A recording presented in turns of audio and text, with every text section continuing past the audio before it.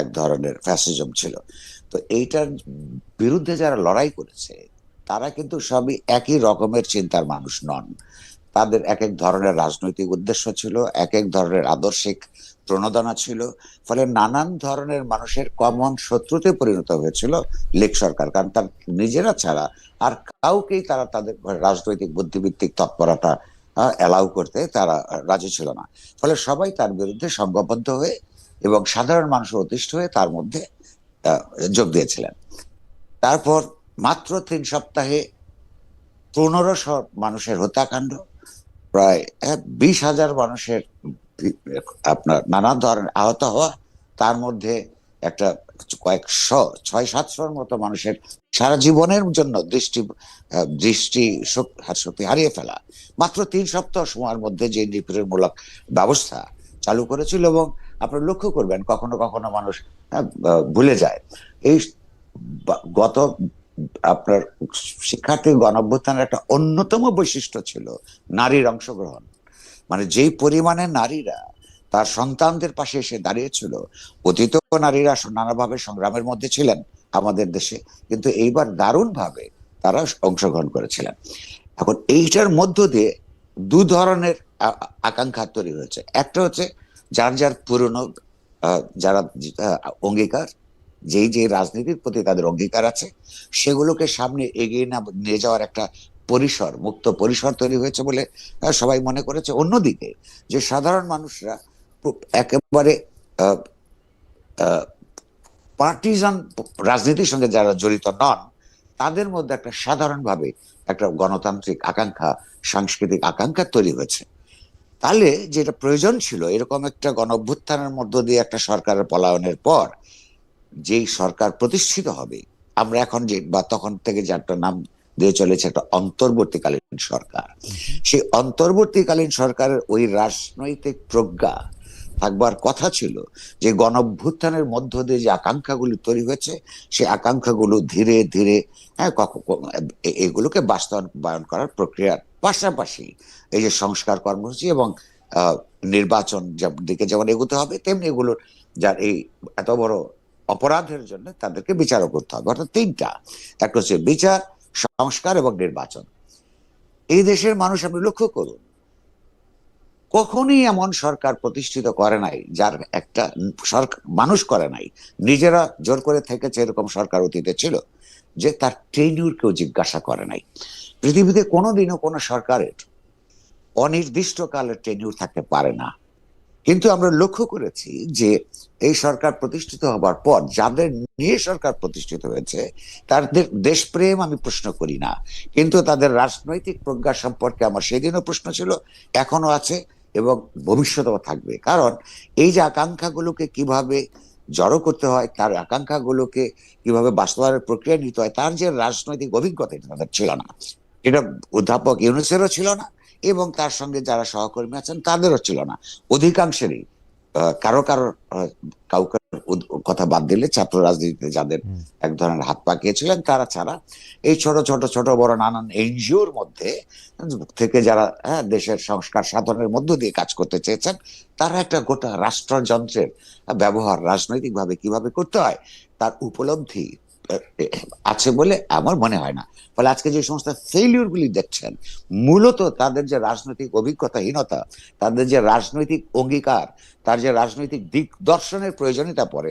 রাষ্ট্র তো একটা পুরোপুরি রাজনৈতিক সংগঠন, তো এই সংগঠনকে কোন দিকে কিভাবে নিয়ে যেতে হয়, কিভাবে মতাদর্শিক উপাদানগুলোকে বাস্তবায়ন করতে হয়, সর্বোপরি এই অধিকাংশ মানুষ যারা বিভিন্ন দৃষ্টিভঙ্গি নিয়ে রাস্তায় নেমেছিলেন, তাদের মেজরিটি মানুষের কি আকাঙ্ক্ষা, তার যে রাজনৈতিক রূপ দেওয়া এবং সেই রূপকে বাস্তবায়ন করবার চিন্তা, চেতনা, অভিজ্ঞতা, আকাঙ্ক্ষা কোনোটাই তাদের ছিল না। তারা এক ধরনের লুজ টাইপের, যে তরল, তাদের দেশের জন্য ভালোবাসা আছে আমি এখনো বিশ্বাস করি। আবার ক্ষমতাকে পেলে ক্ষমতাকে যে সুষ্ঠুভাবে ব্যবহার করতে হয়, এইটা যতক্ষণ না আপনি কাউকে ক্ষমতা দিচ্ছেন ততক্ষণ পর্যন্ত তার পরীক্ষাটা হয় না। এদের মধ্যে অনেকেই আছে ক্ষমতাকে অপব্যবহার করছেন, হ্যাঁ সেটাও আছে, সেটা ক্ষমতার একটা অন্তর্গত সমস্যা। এই কারণে ক্ষমতাকে আপনার জনসমাজের দিক থেকে, সংবাদ মাধ্যমের দিক থেকে, রাজনৈতিক দিক থেকে অপোজিশনাল একটা চাপের মধ্যে রাখতে হয়, সেইটা রাখবার চেষ্টা এখনো পরিপূর্ণভাবে হচ্ছে না, কারণ সবাই নির্বাচনের যে দিকে চেয়ে আছে। করবে ডক্টর মোহাম্মদ ইউনূসকে আপনার মনে হচ্ছে কিনা যে ক্ষমতার অপব্যবহার উনি করছেন, উনি উনার নিজের স্বার্থকে দেশের স্বার্থের চেয়ে বেশি সামনে রাখছেন? সেই স্বার্থের মানে আর্থিক স্বার্থ নাও হতে পারে, আপনি সেটা বলছেন, মানে হইতে পারে যে তার কাছে যেটা আদর্শ মনে হয়। জি, দেখুন, ওনার একটা বড় ভুল উনি শুরুতে করেছেন। আমরা জীবনে প্রত্যেকেই, হ্যাঁ, ছোট বড় ভুলের মধ্য দিয়ে আমাদের জীবনে গই অথবা পিছিয়ে যায়। ওনার এইটা স্বার্থবাদিতা আমি এখনো বলবো না, আমি বলবো যে একটা বিরাট ভুল তিনি করেছেন। এই যে ক্ষমতায় আসবার প্রায় সঙ্গে সঙ্গে গ্রামীণ সংক্রান্ত যতগুলো প্রতিষ্ঠানের পক্ষে উনি যে তার সমস্যার সমাধানের ক্ষেত্রে যে তড়িৎ বেগে কাজগুলি করেছেন, এইটা উনি ঠিক করেননি। কারণ হচ্ছে, আপনি যখন অনেকের দায়িত্ব নেন এবং সমাজে যখন অনেক মানুষ ক্ষতিগ্রস্ত থাকে, আপনি সবার দায়িত্বটা শেষ করে নিজের দায়িত্ব গ্রহণ করা হচ্ছে যে কোনো মহৎ আদর্শের আপনার দাবি। তো উনি তার এই সমস্যাগুলো সমাধান করবার আগে, হ্যাঁ, তার আরো অনেকের সমস্যা, অনেক কোম্পানির সমস্যা, এগুলো সমাধানের দিকে যেতে পারতেন, কিন্তু এই তাড়াহুড়াটা তিনি করেছেন। আমার ধারণা যে এইটার জন্য তার সারা জীবন তাকে করে করে খাবে। উনি এখন ইতিমধ্যেই উনি বোঝেন কিনা আমি জানি না, এইটা তিনি করেছেন। কিন্তু তার মূল সমস্যাই হচ্ছে তার সরকারের ঠিক রাজনৈতিক দিগদর্শন না থাকা। তার একটা নন পলিটিক্যাল মাইন্ডস, তাদের নিয়ে সরকার গঠন করা এমন একটা সময় যখন বাংলাদেশে রাষ্ট্র ক্ষমতায় থাকা উচিত ছিল সব রাজনৈতিক ভাবে সবচেয়ে সংবেদনশীল, সবচেয়ে রাজনীতি সচেতন, ইতিহাস সচেতন যে সংগঠনটা হওয়া উচিত ছিল সরকার হিসেবে, সেটা হয় নাই। তারই দুর্ভোগ আমাদেরকে পোহাতে হচ্ছে। রাজনৈতিক দিগদর্শন না থাকা, সরকারের ভিতরে সরকার, এই প্রসঙ্গগুলি নিয়ে আমরা আরেকটু ইলাবোরেট ভাবে আপনার কাছে আসবো, তবে কতগুলি প্রসঙ্গের খুব দ্রুত একটু অবতারণা করতে চাই, তারপর আবার আমরা ওই মধ্যে আসবো। কবির ভাই, আমরা দেখেছি যে ডেইলি স্টার প্রথম আলো আক্রান্ত হওয়ার পর, বা ডেইলি স্টার প্রথম আলোর উপর আক্রমণ হওয়ার পর বলা হচ্ছে যে এখন তো আসলে মত প্রকাশের স্বাধীনতা দূরে থাক, বেঁচে থাকাই মুশকিল হয়ে গেছে। আমাদের প্রশ্ন এখানে দুইটা, ডেইলি স্টার প্রথম আলো প্রথম সংবাদ মাধ্যম কিনা যারা আক্রান্ত হলেন, এবং আমি যদি ধরে নিই যে ডেইলি স্টার এবং প্রথম আলো আক্রান্ত না হইল, ওই দিন আক্রান্ত না হইতো, কিন্তু একজন হিন্দু লোককে পুরায় মারা হইতো, খুলনায় একজন সাংবাদিককে গুলি করে হত্যা করা হইতো, তাহলে একই কথা ডেইলি স্টার সম্পাদক জনাব মাহফুজ আনাম মঈদিন বলতেন কিনা যে আমাদের আসলে মত প্রকাশ স্বাধীনতা দূরে থাক, বেঁচে থাকার স্বাধীনতাও নাই? মানে যে দুইটা পত্রিকা আমাদেরকে সবচেয়ে বেশি মানুষ পড়তেছে বলে দাবি করতেছে বা আমাদেরকে লিড করতেছে, তাদের সম্পাদকরা শুধু নিজেরা আক্রান্ত হওয়ার পরেই কি বুঝতে পারলেন যে দেশে আসলে মত প্রকাশের স্বাধীনতা নাই, বা এই প্রথম সংবাদ মাধ্যম আক্রান্ত হইল? এটা কিরকম? এটা একটা হচ্ছে যে তাদের পর যে আক্রমণটা হয়েছে, তারা খুব সেই সময় বিহ্বল হয়ে পড়ছিলেন।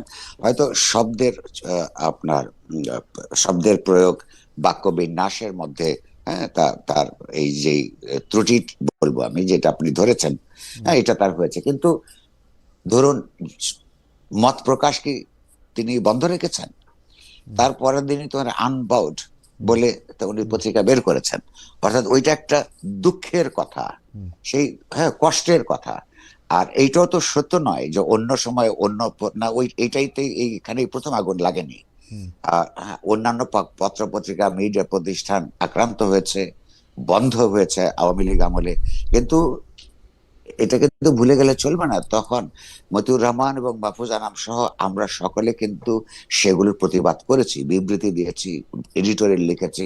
এই যে ধরুন, এই এখন যারা এইসব কথা বলছেন যে আমরা তখন করেছে কিনা, আসলে মানুষের আপনার শর্ট মেমোরির কারণে তখন কিন্তু তারা এটা দাঁড়িয়েছেন, কিন্তু যে এইরকম ভাবে দাঁড়ান নাই।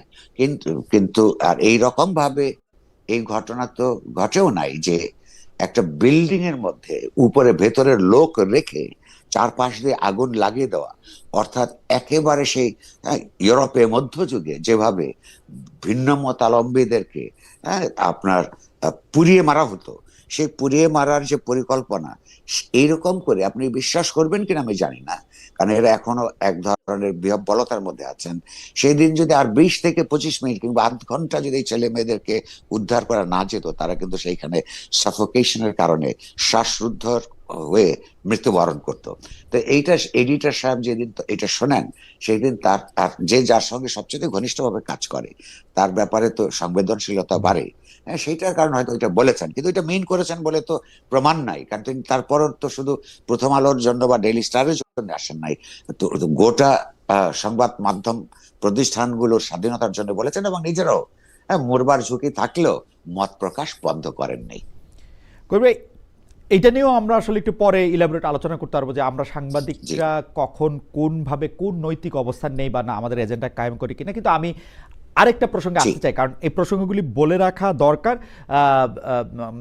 অনেকগুলি প্রসঙ্গ আছে। একটা হচ্ছে যে কবির ভাই, আমরা কিন্তু গত 15 মাস ধরে, যদি আমরা এই অন্তর্বর্তীকালীন সরকারের সময়টা 15 নাকি মানে প্রায় 1.5 বছরের মতো সময়, 15 মাস আমি কেন বলছেন, মানে আপনি জামায়াতে ইসলামীকে বা যারা ফার রাইটিস্ট আছে তাদের ক্ষেত্রে আপনার কিছু শক্ত অবস্থান আছে। ফার রাইটিস্ট বলেও আমি আসলে সংজ্ঞান করতে চাই না, আমি জামাত ইসলামেই বলি। আপনার কিছু শক্ত অবস্থান আছে। আপনি কিছু ক্ষেত্রে তাদেরকে প্রকাশ্যে মুনাফেক বলেছেন, আপনি কিছু ক্ষেত্রে তাদেরকে বলেছেন যে তারা এই কাজটা ঠিক করছে না। জামাতে ইসলামী আবার একটা বিবৃতিও দিয়েছে, সেই বিবৃতি দিয়ে বলেছে যে আপনি অসত্য কথা বলেছেন। আমার প্রশ্ন এখানে করবে দুইটা, আপনাকে শিক্ষক হিসেবে এটা আমার প্রশ্ন, যে আপনি একজন সাংবাদিক, আপনি এরকম একটা দলের বিরুদ্ধে এরকম একটা অবস্থান আসলে আপনি নিতে পারেন কিনা, এইটা জার্নালিজমের দিক থেকে এথিক্যাল কিনা। দুই হচ্ছে, তারা যে আপনার বিরুদ্ধে অভিযোগ আনছে যে আপনি অসত্য কথা বলছেন, এইটা ঠিক কিনা, আপনি যদি আমাদের একটু বলেন কবির ভাই। জি, ধন্যবাদ। 1 নম্বর হচ্ছে যে আমি লিখিতভাবে বছরের পর বছর বলেছি, এবং আমি বক্তৃতা করতেও বলি, সাংবাদিকতা এক ধরনের রাজনৈতিক তৎপরতা। এই জন্য রাজনৈতিক তৎপরতা যে যে কোনো রাজনৈতিক আদর্শ কতগুলি সাংস্কৃতিক বুদ্ধিবৃত্তিক আপনার জমির উপরে দাঁড়ায়। ফলে আপনি যদি গণতান্ত্রিক রাজনৈতিক ব্যবস্থায় বিশ্বাস করেন, সেই এরকম একটা রাজনৈতিক ব্যবস্থা কখনই টিকে থাকবে না যতক্ষণ পর্যন্ত না সমাজের ভেতরে অধিকাংশ মানুষের মন এবং মননের মধ্যে গণতান্ত্রিক চিন্তা ভাবনার উদ্রেক করা এবং তাকে বিকশিত করবার দিকে না যায়।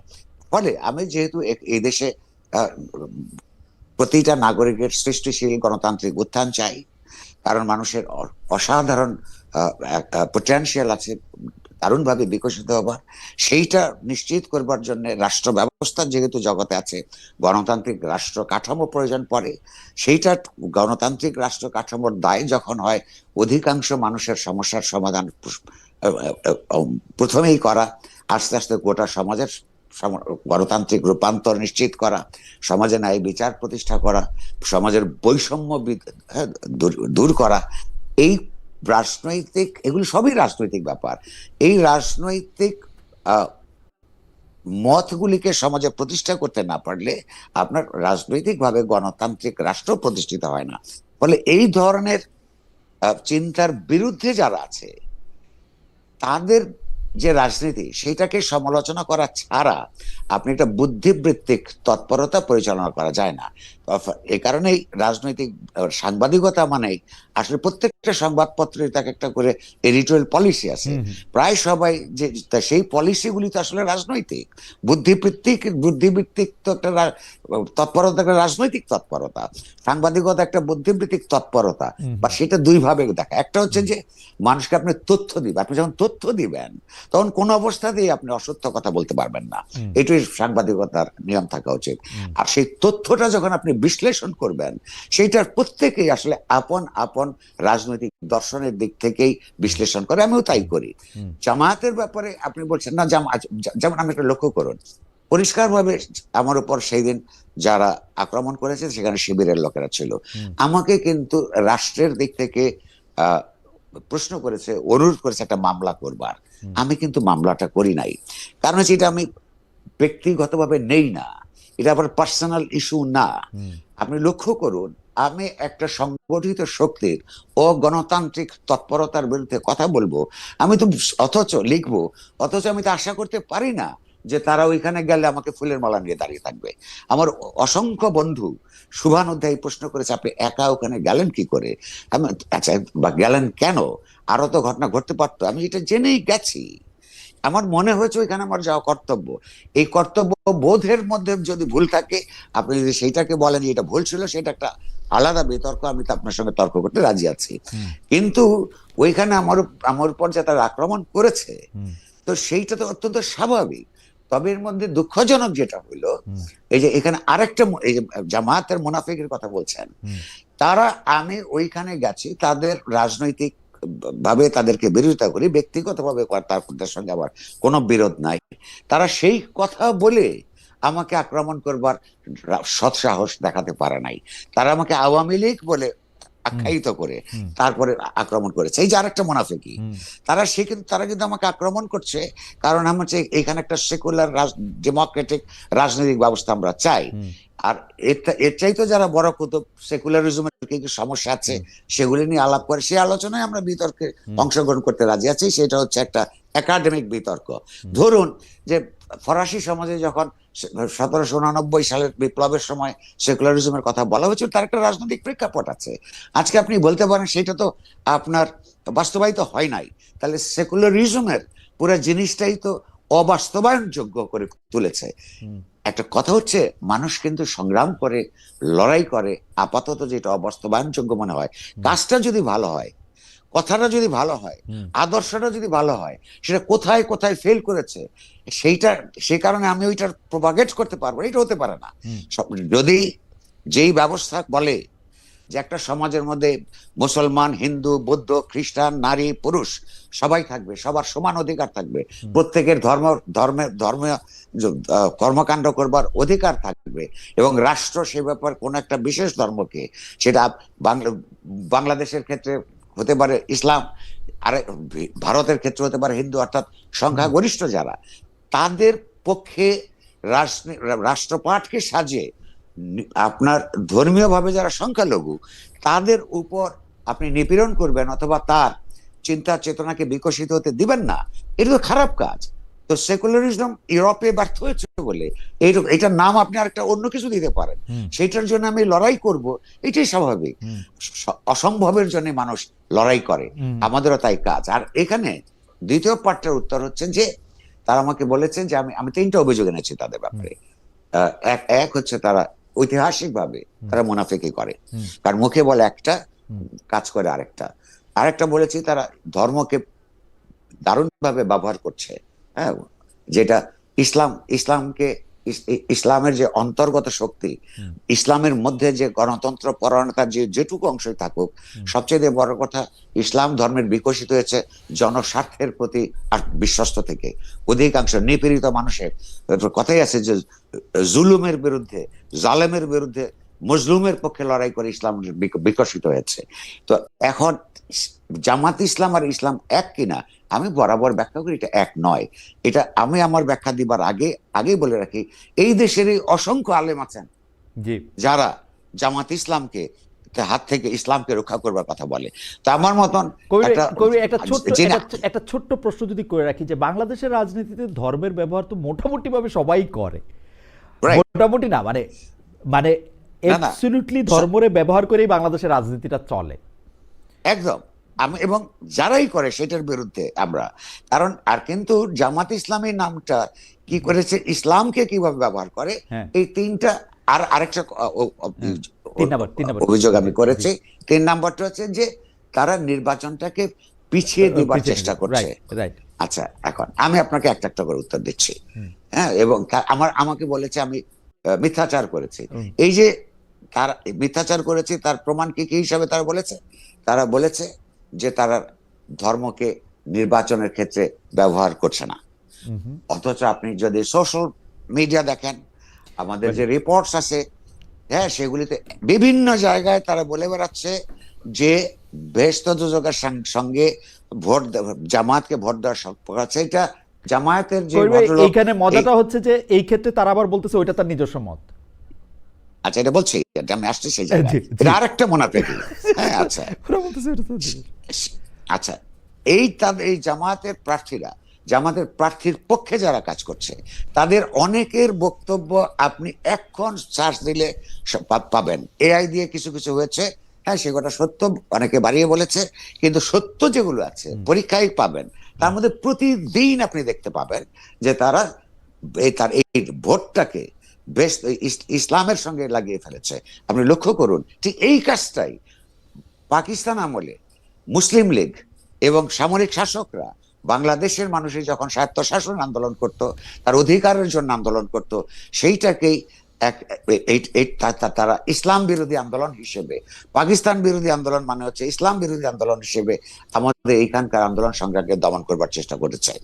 একই এই কারণেই কিন্তু মানুষের যেমন একটা রাষ্ট্রের যখন বিরাট আপনার রাজনৈতিক ঐতিহাসিক অভিজ্ঞতার ভিত্তিতে যখন সংবিধান তৈরি করে, সেই সংবিধান সেগুলো আমাদের মতো করে হয় নাই, এবং যেভাবে হওয়া উচিত ছিল সেভাবে হয় নাই, সেটা আরেক বিতর্ক, আরেকদিন আমরা আগে করেওছি আমরা।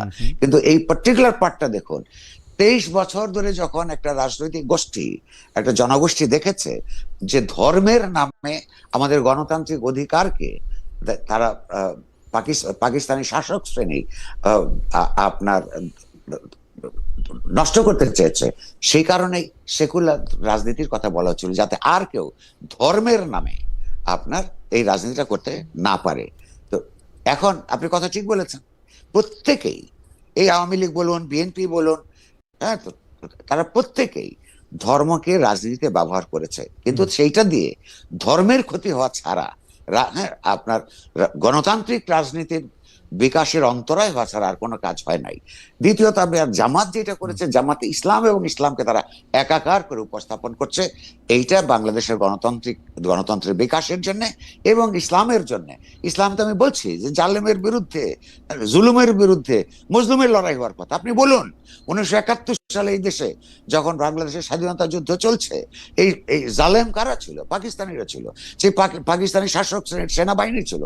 জামাত ইসলামী তাদের পক্ষে অবলম্বন করেছিল। এটা জালেমের পক্ষে দাঁড়ালো, নাকি জালেম যাদের উপর আপনার নিপীড়ন শুরু করলো, যেই নিরস্ত্র মানুষের উপর হত্যা, অগ্নিকাণ্ড, রেপ, সেই তাদের পক্ষে অবলম্বন করলো? তো এই কাজ করে তারা ইসলামের শক্তি নিজেকে কিভাবে নিজেদেরকে প্রচার করতে পারে, এবং সে ইসলামের পক্ষে যায় কি করে? কিংবা ধরুন, এই যে এখনো যে অভিযোগগুলি আপনি লক্ষ্য করুন, তো যে তারা তো মিথ্যাচার করে, এবং আপনি বলছেন যে তারা বলে যে ওইটা আমাদের তার ব্যক্তিগত মত। তো ব্যক্তিগত মত, এইটাই সংখ্যা যদি তার কর্মীদের অধিকাংশ হয়, তাহলে তো হয় ওই কর্মীরা জামাত ইসলাম করে না, অথবা তারা এদের প্রতিনিধি নন। সেটা পরিষ্কার করতে কাউকে তো বহিষ্কার করতে আমরা শুনি নাই, হ্যাঁ, কিংবা তাদের বিরুদ্ধে হ্যাঁ তো কোনো মামলা রুজু করবার কথা শুনি নাই, যে তাদের যে রাজনৈতিক মত সেইটা অন্য কথা বলে তাদেরকে কলঙ্কিত করছে সমাজে, তাদের বিরুদ্ধে ভুলভাবে উপস্থাপন করছে, এইটা তো ঘটে নাই। ফলে এই কেবলমাত্র আমাকে একটা গালি দিবার জন্যই তারা এই গালিটা দিচ্ছে। নির্বাচনের ব্যাপারটা আমি মনে করি এটা আমার কাছে তথ্য যেমন আছে, বিশ্লেষণও আছে।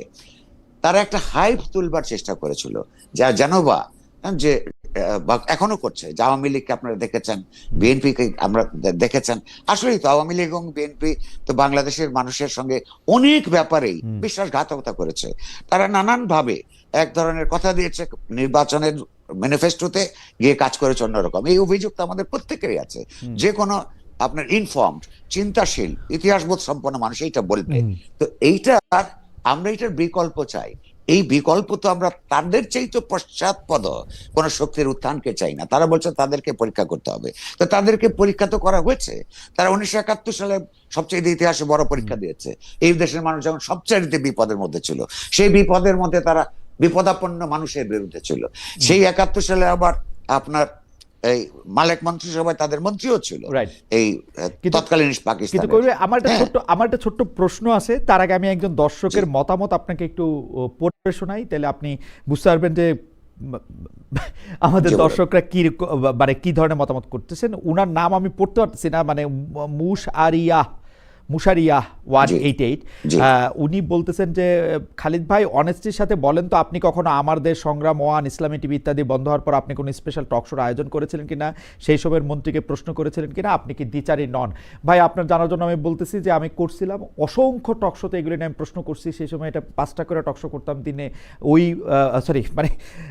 সপ্তাহে 5টা করে টক শো করতাম সপ্তাহে, এবং এডিটর স্পিক বলে অসংখ্য প্রশ্ন করেছি। এমনকি নুরুল কবির ভাই আমাদের সঙ্গে আসেন, নুরুল কবির ভাই আমাদের অনুষ্ঠানে এসেও এইগুলির কথা অসংখ্যবার বলছেন। আপনারা যদি দেখা থাকেন, দেখার যদি কোনো উপায় থাকে তাহলে দেখবেন। কিন্তু কবি আমার একটা প্রশ্ন আছে, আপনি আপনার উপরে যে ওনার সঙ্গে এই ভদ্রলোককে আমি আরেকটু মনে করে দিতে চাই, আমি একটু যুক্ত করতে চাই। সেটা হচ্ছে জনারা বোধহয় ভুলে গেছেন, আমরা 1971 সালে যারা মানবতা বিরোধী অপরাধ করেছে তার বিচার চেয়েছে, এখনো চাই। একই সঙ্গে তাদের ভুলে যাওয়া উচিত না, তাদের ব্যাপারে আইনটা যাতে স্বচ্ছভাবে প্রয়োগ হয়, আইনের যাতে অপপ্রয়োগ না হয়, সেইটা বলতে গিয়ে আমাকে আদালতে যেতে হয়েছে, আমার বিরুদ্ধে আদালত অপমাননার হচ্ছে অভিযোগ এসছে, আমাকে ভর্ৎসনা করা হয়েছে। কিন্তু তখনও কিন্তু তাদের ব্যাপারে বিচারটা যাতে অস্বচ্ছ না হয়, স্বচ্ছ এবং সঠিকভাবে হয়, তার জন্য কিন্তু যখন কেউ ছিল না, যখন বড় বড় এইখানে সমাবেশ হচ্ছে শাহবাগে, হ্যাঁ, তখনও কিন্তু আমি আবার তাদের অধিকারের জন্য লড়াই করেছি। তাদের আরেকটা মুনাফিকি হচ্ছে, হ্যাঁ, আমাদেরকে যেভাবে তারা চিত্রিত করতে চায়, হ্যাঁ, আমরা তাদের অধিকার রাখবার জন্য, আমি তো এটা ব্যক্তিগতভাবে নেই না, আমি বলছি তারা তাদের রাজনীতি করুন, কিন্তু সেই রাজনীতির ভুল ভ্রান্তি এবং স্বার্থ বিরোধীরা কোথায় সেটা আমাদেরকে বলতে দিতে হবে। তারা যেভাবে করছে, তারা বাক স্বাধীনতা বলতে তাদের স্বাধীনতাকে বোঝায়, আমরা বাক স্বাধীনতা বলতে আমার রাজনৈতিক প্রতিপক্ষের বাক স্বাধীনতাকেও বুঝি। আমার মনে আসে যে আমি একটু খালি আবার যুক্ত করি যে 2024 সালের যে নির্বাচন হলো, সেই নির্বাচনের সময় আমি বেশ কয়েকটা বড় বড় মানুষের সাথে ইন্টারভিউ করছিলাম, এর মধ্যে নুরুল কবির ভাইও একজন। আপনারা সেই ইন্টারভিউটা এখনো ডিজিটাল ফুটপ্রিন্টে তো সবকিছুই রয়ে যায়, ডয়েচে ভেলে থেকে সেই ইন্টারভিউ নেওয়াতে কবির ভাই কিন্তু এই জামাতে ইসলামের রাজনীতি করার অধিকার এবং অন্যান্য ডানপন্থী জায়গা থেকে রাজনীতি করার অধিকার সম্পর্কে সবচেয়ে সচকিত এবং উচ্চকিত ছিলেন আওয়ামী লীগের আমলে। এই 2024-এর ইলেকশনে আমার ঠিক ডেট মনে পড়তেছে না, এটা জানুয়ারির 2 বা 3 তারিখের মধ্যে হবে। আমি কবির ভাইকে ইন্টারভিউ করছিলাম। কিন্তু কবির ভাই, আমার একটা প্রশ্ন আছে আপনার বক্তব্যের ক্ষেত্রে। আপনি বলছেন আপনাকে যারা আক্রমণ করছে যে প্রথম আলো ডেইলি স্টার, আপনি তাদেরকে বলছেন যে তারা শিবিরের লোক। আমার প্রশ্ন হচ্ছে সেইটাও আপনি কোনো প্রেজুডিস থেকে বলতেছেন কিনা? আপনি যেহেতু এখন জামাত শিবিরের উপর ক্ষিপ্ত হয়ে আছেন, আপনার যাকে পছন্দ হচ্ছে না তাকেই আপনি শিবির বা বলতেছেন কিনা? আমাদের দর্শকরাও জানতে চাইতেছেন আপনি তাদেরকে চিনলেন কি করে যে তারা শিবিরের লোক? একদম একদম ক্ষিপ্ত হয়ে, প্রথম কথা আমি ক্ষিপ্ত হয়ে নাই, একদম না। আমি এটাকে আদর্শগত লড়াই হিসেবে দেখি, এবং কোন ব্যক্তির ব্যাপারে হ্যাঁ কোন ক্ষিপ্ত হওয়া আমার অভ্যাসের মধ্যে পড়ে। আমি তো বললাম স্বভাবের মধ্যেই নাই, তাহলে তো আমি একটা মামলা করতে যেতাম। আচ্ছা, ইতিমধ্যেই যারা গ্রেফতার হয়েছে, সেই দিনকার যেইখানে ওইখান থেকে স্পট থেকে যারা আপনার ছবি তুলেছে এবং ভিডিও করেছে, ওইখানে যারা উপস্থিত ছিল তাদের 2-1 গ্রেফতার হয়েছে। তাদের ফেসবুক পোস্টে তাদের পরিচয় আছে, নিজেরাই দিয়েছেন। তাদের মধ্যেই শিবিরের কর্মীরা, একাধিক কর্মীর নাম আছে, যেটার সঙ্গে তারা নিজেরাই শিবির বলেন। হ্যাঁ, সুতরাং আমি মোটেও না জেনে ভিত্তিহীন ভাবে রাগ থেকে, ক্ষোভ থেকে কোনো অভিযোগ করি না। আমি এটা এইভাবে এটা বলবো কিনা আমি জানি না। ওকে, সারা জীবনে আমার সবচেয়ে প্রিয় দুইটা ব্যক্তিগত পর্যায়ে দুইটা মানুষ ছাড়া কারোর বিরুদ্ধে আমি কোনো ব্যক্তিগতভাবে রাগ করি নাই। আচ্ছা, তো প্রশ্ন হচ্ছে যে, আরে ওই অভিযোগটা ছোট্ট করে আমি উত্তর দিয়ে দিচ্ছি যে তারা নির্বাচন পেছাতে চান কি চান না, এটা তারা বলছেন আমাকে অসত্যবাদী বলে, যে তারাই ফেব্রুয়ারি মাসে প্রথম নির্বাচনের কথা বলেছিল। কথা সত্য, এই পর্যন্ত সত্য। এই যে, কিন্তু তার যে মুনাফিকি স্বভাব, বলবে একরকম, কিন্তু ওই পাশাপাশি সময়গুলিতে তাদেরই বক্তৃতা বিবৃতি, যার ধরেন তাদের এখন এই মুহূর্তের রাজনৈতিক প্রতিপক্ষ তার পুরনো বন্ধু বিএনপি সংস্কার বাদ দিয়ে কেন নির্বাচনের জন্য পাগল হয়ে গেছে, এইরকম অসংখ্যবার তারা এগুলো বলেছে। যত বছর লাগে সংস্কারটা শেষ করা উচিত, এগুলো তাদেরই বক্তব্য। তারা নিজেদের ফাইল খুঁজলেই তারা পাবেন। ওইটা যেমন ফেব্রুয়ারিতে যেমন চেয়েছে, আবার আর ডিসেম্বরে অন্যরা চেয়েছে বলে আপনার তাদেরকে গালাগালও দিয়েছে। তো দুই নম্বর হচ্ছে তারা আসলে কেন পেছাতে চায়, একটা হলো তথ্য আর একটা বিশ্লেষণ। আপনি লক্ষ্য করুন যে হাইপ তুলেছিল তারা বুঝি বা ক্ষমতায় চলে যাচ্ছে। আচ্ছা, কিন্তু এই যে বিএনপির বিরুদ্ধে একটা অভিযোগ আছে না, এরা যখন ওই টেম্পু আর বাজার দখল করতে যায়, বিএনপির থেকে জামাত কিছু কিছু ব্যাপারে অনেক স্মার্ট পার্টি, পলিটিক্যাল পার্টি হিসেবে তারা তখন রাষ্ট্রের স্ট্র্যাটেজিক পয়েন্টগুলিতে তাদের লোক বসিয়েছে, আর চাঁদাবাজিও করেছে। হ্যাঁ, সেগুলো অনেক ভীষণ স্মার্টলি সেটা তারা করেছে। হ্যাঁ, সেগুলোর দরকার হলে আমরা এটাও যদি মিথ্যা কথা হয়, হ্যাঁ, সেই দাবি করলে সেই প্রমাণ আমরা তুলে ধরবো সময় মতন। প্রশ্নটা হচ্ছে যে তারা বুঝতে পেরেছে এখন কয়েক মাস গেছে পরে যে বাংলাদেশ এখনো পর্যন্ত বাংলাদেশের অপরাপর যাবতীয় রাজনৈতিক দল, সংগঠন ইত্যাদির নানা ধরনের অন্তর্গত দুর্বলতা থাকা সত্ত্বেও বাংলাদেশের গোটা সমাজ, 18 কোটি মানুষের বৃহদাংশ এখনো পর্যন্ত জামাতের মতন রাজনৈতিক দলকে ক্ষমতায় দেখতে প্রস্তুত নয়, অর্থাৎ তারা ক্ষমতায় যেতে পারবে না। ওকে, তাহলে তাহলে কি করতে হবে তাকে? এই মুহূর্তে যেহেতু ডানপন্থী, তাদের প্রতি সহানুভূতিশীল ইউনূস সরকারের মধ্যে মন্ত্রী আছে, প্রশাসনের মধ্যে তাদের লোক আছে, ডিফ্যাক্টো ভাবে ক্ষমতায় থেকে আরো সুবিধা নেওয়া, তাদের রাজনৈতিক প্রতিপক্ষগুলোকে নানানভাবে আরো দমন করার জন্য যতটা সময় পায় তার জন্য ততটাই ভালো। ফলে সে প্রলম্বিত করতে চায়। এইটা খুব পরিষ্কার তথ্য হিসেবে আমি তো সাংবাদিক, তো আমি তো অ্যাপ্রেন্টিস রিপোর্টার থেকে সম্পাদক হয়েছি। ফলে আমাদের তো রিপোর্টারের সোর্স গুলি তো বন্ধ হয়ে যায় নাই। ফলে নানান জায়গায় সেই তথ্য হিসেবেও আমরা, এটা সরকার নিজেও জানে, সরকারের লোকেরা, সরকারের মধ্যে লোকেরা আমাকে জানিয়েছে যে তাদের কাজকর্ম, তাদের তৎপরতা, এগুলোর মধ্য দিয়ে বোঝা যায় যে তারা পথ করতে চায়। কেন পিছাতে চায়? তার কারণ হচ্ছে তারা জানে ক্ষমতায় যেতে পারবে না। ফলে যতদিন পর্যন্ত তারা এটা সুবিধাটা নিতে পারে সেটা তারা চায়। আর অন্য অপরাপর দলগুলির থেকে, এটা আমি জামাতের প্রশংসা করছি, তাদের তাড়াহুড়া কম। জামাতের তারা 50 বছর ধরে একটা বিপ্রতি পরিবেশের মধ্যে তারা কাজ করেছে। আবার সে খেয়াল করুন, থেকে থেকে গণ আন্দোলনের সঙ্গে অন্য পার্টিগুলির মত, অনেক বিশেষত আওয়ামী লীগের মতন, এরাই কিন্তু বিশ্বাসঘাতকতা করে তাদের পরিসরগুলো গেছে। 86 সালে তারা নির্বাচনে গেছে, 1986 সালে, যখন এদেশের ছাত্রী জনতা সেই নির্বাচনের বিপক্ষে ছিল। খেয়াল করুন, তারা তাদের সুবিধার বাইরে, হ্যাঁ, আপনার কখনই কাজ করার এই ব্যাপারে তারা স্মার্ট আছে। সেই স্মার্টনেস এর জন্য শেষ পর্যন্ত তারা লাভবান হবে কি ক্ষতিগ্রস্ত হবে সেটা ইতিহাস নির্ধারণ করবে।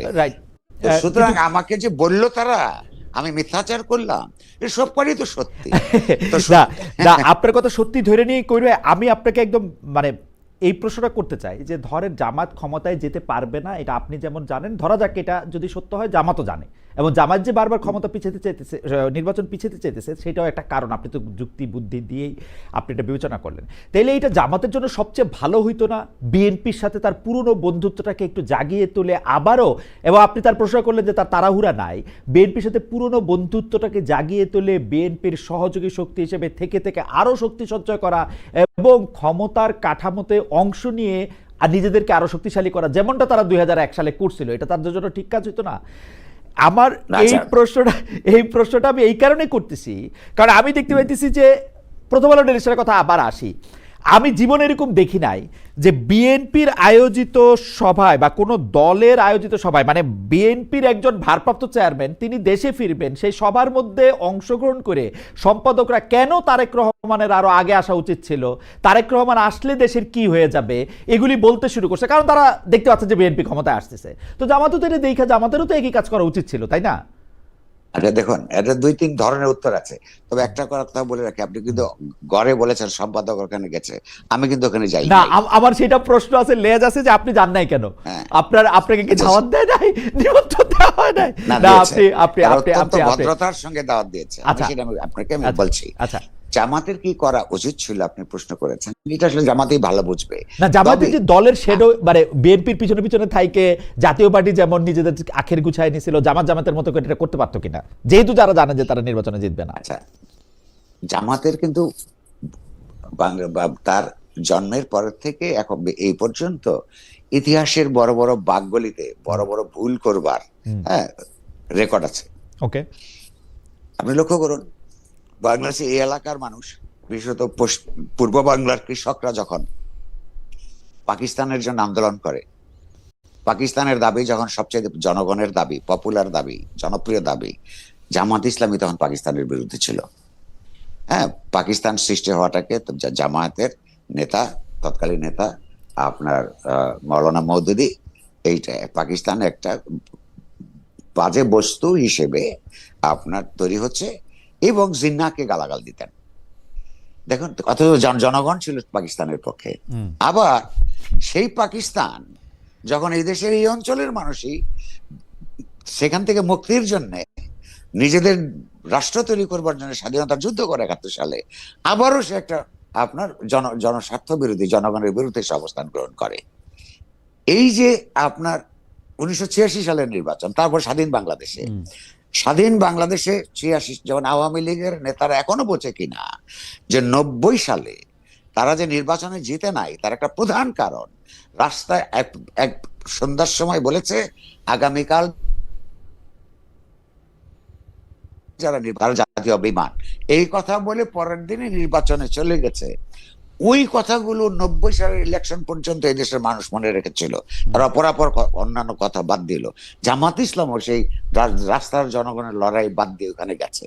এই যে এখনো এইবার এই যে একটা বিরাট ট্রানজিশনের সময়ে, হ্যাঁ, তার কিন্তু পুরনো অপরাধগুলিকে ধুয়ে মুছে মানুষের সঙ্গে মানবিক আচরণ করে, গণতান্ত্রিক আচরণ করে, হ্যাঁ, তার কিন্তু তার নিজের গা থেকে কিছুটা ময়লা দূর করবার চেষ্টা করতে পারতো। কিন্তু যে জামাতের ঐতিহাসিকভাবে ভুল করবার একটা প্রবণতা আছে। ইতিমধ্যেই জামাত শিবির বাংলাদেশের বিভিন্ন জায়গায় যে সন্ত্রাস তৈরি করেছে, ইতিমধ্যেই যে সমস্ত অসত্য কথা তারা মানুষকে বলে চলেছে, ইতিমধ্যেই ধর্মকে যারা উৎকট ভাবে ব্যবহার করছে, এগুলির মধ্য দিয়ে আপনি বরং তার ব্যাপারে মানুষ ওই যে আওয়ামী লীগ বিএনপির বদলে তাকে পরীক্ষা করবে কিনা, ইতিমধ্যেই সে ভর্তি পরীক্ষা দিয়ে ফেলছে। এই পরীক্ষার মধ্য দিয়ে মানুষ বুঝতে শুরু করেছে যে ক্ষমতায় যাবার আগেই যদি তাদের এই অবস্থা হয়, তাহলে ক্ষমতার যদি রাষ্ট্র ক্ষমতা হাতে পেলে তারা কি করতে পারে। জামাত আবার ভুল করলো, এই ভুল তারা ক্রমাগত করেই চলবে। আমি আরেকটা প্রসঙ্গ এখানে আনছিলাম, এটাও যদি একটু ছোট্ট করে বিএনপির কথা বলছেন। হ্যাঁ, তারেক সাহেবের আগমন নিয়ে সম্পাদক সাহেবরা, জি জি জি, এটা একটু যদি বলতেন। ছোট্ট রেসপন্স আমি আসবো এটিতে। আপনার বিএনপি সঙ্গে তার বন্ধুত্বটা ঠিক বা আরো অগ্রসর হলো না কেন? দুটো কারণ। একটা হচ্ছে জামায়াত যেহেতু নিজেদের ব্যাপারে অতি কনফিডেন্ট হয়ে গেছিল, নিজেরাই পারবে বলে তাদের একটা ভুল ধারণা তৈরি হয়েছিল, সেটা যেমন ব্যাপার, তেমনি আপনার তার আবার পাশাপাশি তাদের সঙ্গে তারা যে এক ধরনের অ্যালায়েন্সে যেতে চায় না, এটা কিন্তু সত্য নয়। প্রথম দিকে তাদের কিন্তু সিট অ্যারেঞ্জমেন্টস এর প্রস্তাব, হ্যাঁ, জামাত এটা প্রকাশ্যে স্বীকার করে না, বাট আমি তথ্য হিসাবে জানি এই প্রস্তাব নিয়ে দুই পক্ষ আলাপ করেছে, এটার মধ্যে সমঝোতা হয় নাই। এটা হলো এক, চেষ্টা তারা করেছে। দুই, এবং সেটা লক্ষণ আমরা দেখতে পাই যে জামাতের আমির এবং নায়েবে আমির লন্ডনে গিয়ে দেখা করে এসেছেন তারেক সাহেবের সঙ্গে, সেটাও আমরা দেখছি ওই সময়ের মধ্যে হয়তো এই তথ্য এসেছে। হ্যাঁ, আচ্ছা, এটা যেমন একটা। তো এই জামাত যেমন নানান অপরাধ করেছে, অথচ অপরাধগুলির জন্য সে ক্ষমা চায় না, বরং সেগুলোকে নানান ভাবে প্রলেপ দিয়ে আপনার ওইখান থেকে উদ্ধার পেতে চায়। বিএনপির কাছেও কিন্তু আমাদের সবার দাবি করা উচিত, আমি করেছি, যে এই যে জামায়াত যে তার এই আশ্রয় প্রশ্রয়ে, কখন আওয়ামী লীগের কিন্তু দীর্ঘতর সময় প্রায় 26-27 বছর তাকে যে প্রশ্রয় দিয়ে তাকে যে বিকশিত করবার প্রত্যক্ষ না হলেও অপ্রত্যক্ষ ভাবে পরোক্ষ অবদান রেখেছে, এখন তাকে গালাগাল দেয়, তার ওই অতীত অন্যায় কিংবা ভুল তারা যেভাবে বলুক, সেইটার জন্য কিন্তু তার ক্ষমা চাওয়া উচিত। জামাতের শক্তি বৃদ্ধি তো হয়েছে, সত্য কথা, যে হ্যাঁ সেইটা যতটুকুই হোক না কেন, এই শক্তি বৃদ্ধির পিছনে জামায়াতের কথা বলছি, বিএনপির কিন্তু ভূমিকা আছে। বিএনপিরও উচিত যে হ্যাঁ তারা এই কাজটা অন্যায় করেছে, ভুল করেছে, হ্যাঁ সেইটা মানুষের কাছে স্বীকার করা, আর স্বীকার না করা পর্যন্ত আমি অনুরোধ করবো যে মানুষ যাতে তাদেরকেও ভোট না দেয়। ওকে কবির ভাই, আমি পরবর্তী প্রসঙ্গে আসি, সেটা আবার একটু রিপিটেশন হবে, কিন্তু দেশের মানুষের কাছে একটু প্রশ্ন করেছিলাম, দেশের সার্বিক আইন শৃঙ্খলা পরিস্থিতি নিয়ন্ত্রণে আছে মনে করছে নির্বাচন কমিশন। তো প্রিয় দর্শক, তাদের অবস্থান সঠিক বলে মনে করেন কিনা? শতকরা 14% মনে করেন তাদের অবস্থান সঠিক, শতকরা 86% মনে করেন সঠিক না। 32,000 দর্শক এখানে ভোট দিয়েছেন।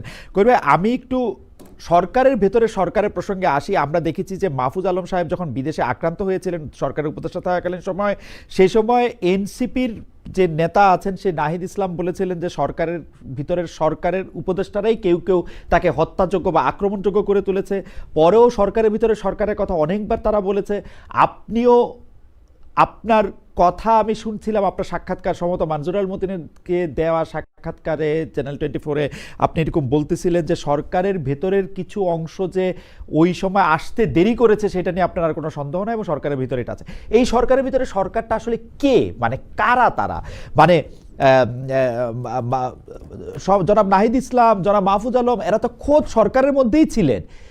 এরা আবার এটা নামও বলতেছে না। এনসিপি আবার বারবার বলতেছে যে এই সরকারের অনেক কিছু, এনসিপি নেত্রী একজন, আমার নাম মনে পড়তেছে না, উনি বলছে যে এই উপদেষ্টাদের এইসব কিছু প্রকাশ করে দেওয়া হবে।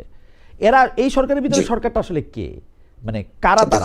আর্মি, ডিজিএফআই, জি পুলিশ, জি জি জি আলাপটা করছি আমি। জি দেখুন দুটো, একটাও যে আমি যে ওইটা কথা বলেছি যে সরকার এটা হতে দিয়েছে, হ্যাঁ, যে কারণ হচ্ছে আমি তো ওই ঘটনার একটা পর্যায়ে যখন আপনার ডেইলি স্টার অফিস প্রাঙ্গণে উপস্থিত হই, সেইখানে যখন এটা আপনার এই যে স্লোগান দিচ্ছে, তারপরে গাড়ি আসতে দিচ্ছে না, বোতাম কল, তখন তো আমার অনেক মন্ত্রী সাহেবদের সঙ্গে ফোনে কথা হচ্ছিল।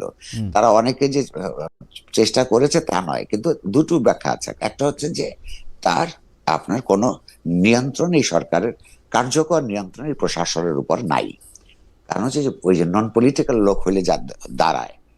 দ্বিতীয়ত হচ্ছে যে পরিমাণ সময় এখানে লাগলো ততক্ষণ পর্যন্ত নিজেরা তারা ঘুষুর ঘাসুর করার পরিবর্তে আপনি লক্ষ্য করুন, তারপরে গতকাল পর্যন্ত মানে আজকে এই সন্ধ্যা পর্যন্ত তথ্যমন্ত্রী কিংবা কি বলে স্বরাষ্ট্রমন্ত্রীকে তো ওই ক্ষতিগ্রস্ত এলাকায় গিয়ে তাদের সঙ্গে ভিজিট করতে দেওয়া যায় নাই। তারা এমন কি গুরুত্বপূর্ণ কাজ করেন যে দেশের দুইটা শীর্ষস্থানীয় পত্র পত্রিকার যেখানে আগুন দিয়ে পুড়িয়ে সাংবাদিকদের হত্যা করার চেষ্টা হলো, সেখানে তারা যেতে পারলেন না। তো এটা অনান্তরিকতারই এক ধরনের লক্ষণ, এবং ওইখানে ধীর গতিতে প্রশাসন রাষ্ট্র কাজ করছিল, তাতে বোঝা যায় এটা হতে দিয়েছে তারা, আমার এই ধারণা তৈরি হচ্ছে। দ্বিতীয়ত হচ্ছে, আপনাকে আরো সহজ করে দিতে চাই, আমরা যখন আহ্বান জানালাম সকল পেশার লোকদের কাছে যে তারা আমাদের সঙ্গে যারা সংহতি প্রকাশ করতে এলেন, সেখানে এনসিপির নেতা নাহিদ কিন্তু বলেছেন সরকারের একটা অংশ এটার সঙ্গে জড়িত। এখন প্রশ্ন হলো যে আপনি লক্ষ্য করুন যে এই প্রশ্নটা আপনি আমাকে করছেন, আমি আপনার মাধ্যমে অনুরোধ করব এই প্রশ্নটা ইউনূস সাহেবকে নিজেকে করতে। কেন? ইউনূস সাহেব নিজে বলেছেন যে ছাত্ররা তাকে অ্যাপয়েন্টমেন্ট দিয়েছে, মনে আছে আপনার? Right, absolutely. আচ্ছা আচ্ছা, সেই ছাত্ররা এখন বলছে, ছাত্রদেরই প্রতিনিধি নাহিদ, যে সরকারের লোকেরা আপনার লোকেদের একটা অংশ এখানে আছে। তাহলে এখন কি সেই ছাত্ররা তো তাদের সঙ্গে নাই, মানে মন্ত্রী পরিষদে নাই, তাহলে এই অ্যাপয়েন্টমেন্ট যারা দিল তারাও চলে গেল, এখন যারা আছে এটা কার লোক? লক্ষ্য করুন, আপনার প্রশ্নের উত্তর হচ্ছে যতই উনি বলুন না কেন, ছাত্ররা তারা তাদেরকে, আর প্রথম কথা হলো ছাত্ররা তাদের নাম প্রস্তাব করেছেন, ছাত্ররা তাদেরকে তার ব্যাপারে ভীষণ ভাবে চেয়েছেন, এই ব্যাপারে সত্য, কারণ তারা না চাইলে উনি নিশ্চয়ই প্রধানমন্ত্রী হতেন না। কিন্তু এই যে রাজনৈতিক যে বিশ্লেষণটা এই মন্ত্রী পরিষদের মাথায় থাকে না, ঘটনাটা কি হয়েছিল, বিভিন্ন রাজনৈতিক দল মত নির্বিশেষে সমস্ত মানুষের সম্মিলিত প্রয়াসের মধ্য দিয়ে একটা জাতিবাদী আওয়ামী লীগ স্বৈরতান্ত্রিক সরকারের পতনের পর যখন এই সরকার গঠনের কথা হলো, তখন তিনটা ফ্যাক্টরস কাজ করছিল। একটা হলো তখনও রাজনৈতিক দল হিসেবে অসংগঠিত এনসিপির নেতৃবৃন্দ, সমন্বয়ক। অন্যদিকে হচ্ছে তখনও পর্যন্ত বিরোধী দল হিসেবে বিএনপি, তারপরে বামপন্থী, ডানপন্থী, অপরাপর রাজনৈতিক দল, তারা সবাই একসাথে তার ব্যাপারে একটা অন্তর্বর্তীকালীন সরকার করার সিদ্ধান্ত নিয়েছিল। তারা যদি সেদিন তাকে না মানতেন তাহলেও কিন্তু হতো না, এবং এইটাকে ফ্যাসিলিটেট করেছিল সেনাবাহিনী শীর্ষ নেতৃত্ব। এই তিনটা যদি একসাথে না হতো তাহলে সেই দিন তার নেতৃত্বে এই সরকার প্রতিষ্ঠিত হতো না। এবং এটা নিয়ে যদি আরো গন্ডগোল হতো বা সময় ক্ষেপণ হতো, আমার অনুমান তখন একটা মিলিটারি টেক ওভার হতো, এবং ওই পরিস্থিতিতে মিলিটারি টেক ওভার হলে এইটা খুব বেশি মানুষ আশ্চর্য হতো না। তাহলে এই যে ইউনূস সাহেব যে তার যে রাজনৈতিক ন্যায্যতা, তার সরকারের ক্ষমতায় থাকার যে রাজনৈতিক ন্যায্যতা তৈরি হচ্ছে এই সমস্ত আন্দোলনের শক্তিদের সমন্বিত সমর্থনের ভিত্তিতে, ফলে তাদের রাজনৈতিক কর্মকাণ্ডকে গড় করে তাকে যে একটা রাষ্ট্র পরিচালনার ক্ষেত্রে নীতিমালা প্রণয়ন করতে হতো, এবং তার রিফ্লেকশন যদি পড়তো, সবাই যদি সন্তুষ্ট থাকতো, তাহলে তো আজকে যে নিরাপত্তাহীনতা তৈরি হচ্ছে এটা হতো না। এখন তারপরে উনি সরকার গঠনের সময় আপনি লক্ষ্য করুন তাদের অধিকাংশই হচ্ছে আওয়ামী লীগ আমলে উনি নিপীড়নের শিকার হয়েছেন। এই সরকারের অধিকাংশ অধিকাংশ হচ্ছে প্রতিদিন তিনি যখন আপনার কোর্টে হাজিরা দিতে যেতেন, তার সঙ্গে কিছু লোকজন থাকতো, আপনার মনে থাকবার কথা। সেই সঙ্গে থাকার লোকজন একটা বিরাট অংশ এখন মন্ত্রী পরিষদে, উনি নিজের লোক ভেবেছেন। এক, তিনি যেটা বোঝেন নাই যে অনেকেরই আলাদা রাজনীতি আছে। আবার জামাতের কোটায়, বিএনপির কোটায়, কিছু কিছু কিছু হইলো অন্য মধ্যপন্থীদের কোটায়, তো সেখানে লোকজন আছে। কিন্তু মুশকিল হইলো তার যে কোটার থেকে যারা যাকে পাঠিয়েছে তাদেরও রাজনৈতিক দৃষ্টিভঙ্গি পরিষ্কার নয়, ফলে একটা হযবরল অবস্থা তৈরি হয়েছে। এবং সবচেয়ে বড় কথা, এইটার সুযোগ নিচ্ছে যারা সবচেয়ে সংগঠিত শক্তি, অথচ ক্ষমতায় যাবে না বা যেতে পারবে না। মানে তাদের জন্য এটা একটা, যখন রাষ্ট্র যখন অ্যাসার্ট করে না নিজেকে, এই যে নিরাপত্তাহীনতা তৈরি হয়েছে, রাজনৈতিক অস্থিরতা, অস্থিতিশীলতা, অর্থনৈতিক অস্থিতিশীলতা, ব্যবসা বাণিজ্যের একজনে এক যে প্রতিকূল পরিস্থিতি তৈরি হয়েছে, এই একটা নৈরাজ্যমূলক পরিস্থিতিতে শুধু তাদেরই লাভ হয় যারা দূরপ্রসারী চিন্তা আছে রাজনৈতিক ভাবে। আমার এখনো ক্ষমতার সময় হয় নাই, এই যে যতক্ষণ পর্যন্ত এমন অবস্থা আছে তার মধ্য দিয়ে যতটুকু আমরা তাদের রাজনীতিকে এগিয়ে নিতে পারি, সেটা করতে গিয়ে আমি বলবো তারা ভুল করছে। তারা যে সন্ত্রাসী তৎপরতা সারা দেশে চালাচ্ছে, বিশ্ববিদ্যালয়ের ক্যাম্পাসগুলোতে ছাত্র শিবিরের পুরনো ব্যবহার, আচার ব্যবহারের কারণে, কারণ ওরা যখন দুর্বল থাকে ভীষণ বিনয়ী থাকে, তারা সুন্দর করে কথা বলে।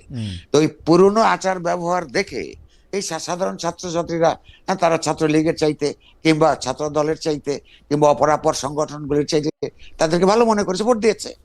আগামী 1 মাসের মধ্যেই যদি এই সমস্ত ক্যাম্পাস আবার ভোট হয়, আমি আপনাকে লিখে দিচ্ছি ছাত্র শিবির পাশ করবে না। কারণ ইতিমধ্যেই তাদের তৎপরতার ধরন থেকেই মানুষ ভয় পেয়ে গেছে।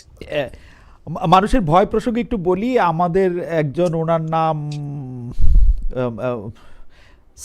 মোহাম্মদ, মাঝখানে একটু পড়তে পারতেছি না, মজুমদার, সব একসাথে লেখা। খালেদ ভাই, আপনি ইদানিং ভয়ে ভয়ে কথা বলেন কেন? যাই হোক, আমার প্রসঙ্গ সেটা না। একজন, মানে বেশ কয়েকজন দর্শক আমাদের এই প্রশ্ন করছেন যে বাংলা এডিশনের লাইসেন্স বাতিল নিয়ে আপনার অভিমত কি? বাংলা এডিশনটা আমি আপনাকে বলি, এটা আমেরিকাতে থাকা একজন সাংবাদিক জনাব ইলিয়াস হোসেনের ইয়াতে এটা চালু হয়। বাংলাদেশের একজন উপদেষ্টাও জনাব শারমিন মুর্শিদ, উনি সেখানে উপস্থিত ছিলেন সেটা উদ্বোধনী অনুষ্ঠানে, সেটা চালু হয়েছিল। সেটা একটা এনওসি নাকি বাতিল করা হয়েছে। এখন এনওসি বাতিল করা হয়েছে, আমি এটা বুঝতে পারি যে কারণটা হয়তো এই যে জনাব ইলিয়াস হোসেন এই ডক্টর মোহাম্মদ ইউনূসকে অনেক গালাগালি বকাবকি করছেন, কিন্তু ডক্টর মোহাম্মদ ইউনূসের ক্ষেত্রে উনি যেটা করছেন, তিনি তো আগেও এটা অনেকের ক্ষেত্রে করছেন। শুধু ডক্টর মোহাম্মদ ইউনূসকে গালি দিলেই কি একটা জিনিস বন্ধ হয়ে যায়? মানে এগুলি কি, মানে প্রত্যেকটা সময়, মানে একটা তো হচ্ছে যে আপনি একটি স্ট্যান্ডার্ড রাখবেন যে এই করলে আপনি বাতিল করবেন বা চালু করবেন বা আপনি অনুমোদন দিবেন, আর হচ্ছে আপনাকে গালাগালি করলে, আপনাকে বকাবকি করলে আপনি এটা বন্ধ করে দিবেন, আর বাকি সবাইরই বকাবকি করা, সবাইরই ইয়া করা, এটা ঠিক আছে? এটা কিরকম? এটা নীতি হিসাবে অত্যন্ত, এটা হলো দ্বিচারিতা, নীতি হিসাবে খারাপ। কিন্তু আমি তো ঠিক, সরকার তো ঠিক কখনো বলে নাই যে ইউনূস সাহেবকে গালিগালাজ করবার জন্যই এটা বন্ধ করা হয়েছে কিনা। প্রথম কথা হচ্ছে, কোন সংবাদ মাধ্যম প্রতিষ্ঠানকে বন্ধ করা উচিত না। মত প্রকাশের সমস্ত মাধ্যমগুলি ঠিক রাখা উচিত, সচল রাখা উচিত। গুরুত্বপূর্ণ যেটা, সরকারের বা রাষ্ট্রের বা আন্তর্জাতিকভাবেও কতগুলি স্ট্যান্ডার্ড সেট করা আছে যে কোন ধরনের বক্তব্য দিয়ে যদি সমাজে কোনো সাংঘর্ষিক পরিস্থিতিকে উস্কে দেওয়ার কোনো ব্যাপার যদি থাকে, এবং যদি নৈরাজ্য তৈরি করবার ব্যাপার থাকে, সেটা নিউজকেও বন্ধ করে দিতে পারে।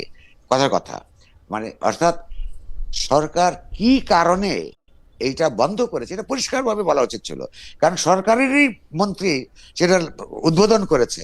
আর তাহলে কি যেই মন্ত্রী উদ্বোধন করেছে তাকে কি ইউনূস সাহেব ডেকে নিয়ে জিজ্ঞাসা করেছেন কিনা যে আপনি এটা করলেন কেন? অথবা ওই মন্ত্রী ইউনূস সাহেবকে গিয়ে জিজ্ঞেস করেছেন কিনা, বা স্বরাষ্ট্রমন্ত্রীকে, যে আমি যে এটা উদ্বোধন করে আসলাম আপনি সেটা বন্ধ করলেন কেন? লক্ষ্য করুন, অসঙ্গতির কোনো শেষ নাই। আমি মনে করি যে ওইটা বন্ধ করা ঠিক হয় নাই, শুনুন, এই যে জামাত ইসলামে যে আজকে একটা বা অন্যান্য দক্ষিণপন্থী দলগুলি যে বাড়াবাড়ি জায়গায় চলে গেছে, এইটা তারা অনেক কথা বলতেছে বলে মানুষ বুঝতে পারছে।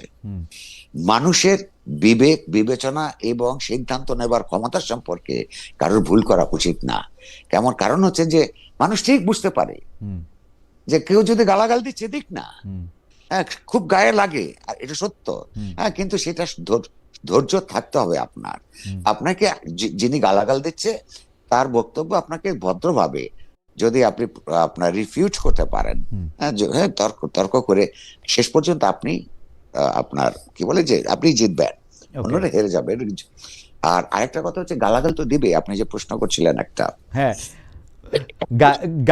গালাগাল দিয়ে কথাও আছে ওই যে মানে সারাক্ষণ মানে আপনি যদি আমাদের এখন যারা লাইভ আমাদের দেখতেছেন তাদের অনেকেই আপনার কথা পছন্দ করতেছেন, অনেকে আবার পছন্দ করতেছেন না। যারা পছন্দ করতেছেন না তারা আবার খুব মানে আমি বলবো না যে খুব শালীন ভাষায় আপনাকে কথা বলতেছেন, খুব অশালীন ভাষায় বলতেছেন। আমাকেও মানে আমি একটা উদাহরণ দিলে আপনি বুঝবেন করবে, আমি তার নাম বলতে চাই না, এরকম বলতেছিল যে দুইজন বাটপার বসছে।